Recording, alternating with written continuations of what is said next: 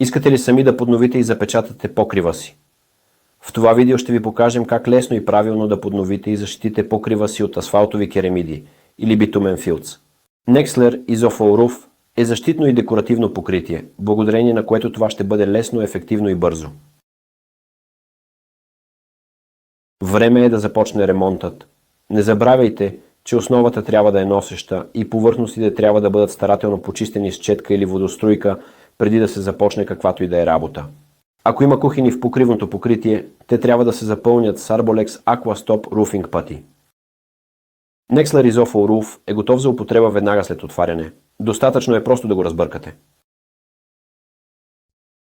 Продуктът се предлага в 5 популярни цвята, което го прави подходящ за много видове обекти. Nextlayer Isofol Roof не се разлива и не капе, което значително улеснява работата с него. Освен това, високата плътност прави по-удобно нанасянето на точното количество продукт, а за апликация е необходима само четка или валяк. Покритието осигурява трайна и естетически издържана защита за покривни покрития от вуалит, битумни керамиди, керамични керамиди, подцинкована ламарина и метални керамиди. Изчакайте 12 часа преди да нанесете втори слой. Препоръчва се той да се нанася перпендикулярно на предишния. Това ще повлияе на издържливостта на покритието.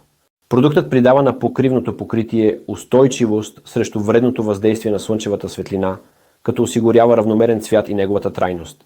Освен това, той ефективно покрива фугите на битумния вуалит, както и дръскотините и пукнатините, които с времето се появяват на всеки покрив. Това гарантира непрекъснатостта на покритието. Покривът е боядисан, но какво следва? Продуктът също така защитава бетонни повърхности, стени, елементи от огради и пясъчници. Не е нужно да купувате допълнителни продукти, за да боядисате комина, нито да се притеснявате за съвпадението на цвета. Той също така е подходящ за реновиране на улици, обшивки на покрива и дори дървени елементи.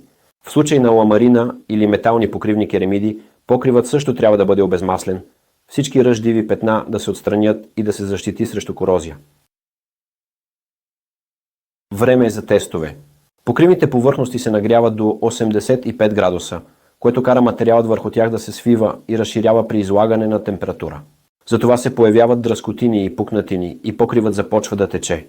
Nextlayer Isofol Roof е гъвкав, издръжлив и осигурява надежна защита. Ще демонстрираме това с няколко примера. За първия тест нанесохме 2 слоя от продукта върху гладка основа. След като изсъхна, премахнахме слой от продукта и проверихме гъвкавостта. Резултатът: Nextlayer Isofol Roof се разтяга с повече от 300%. Също така нанесохме продукта върху балон, който тествахме след изсъхване. Както виждате, нашето покритие е устойчиво и гъвкаво. Защитните свойства се демонстрират блестящо чрез теста с конус. Продуктът осигури водонепроницаемост на съединението през цялото време.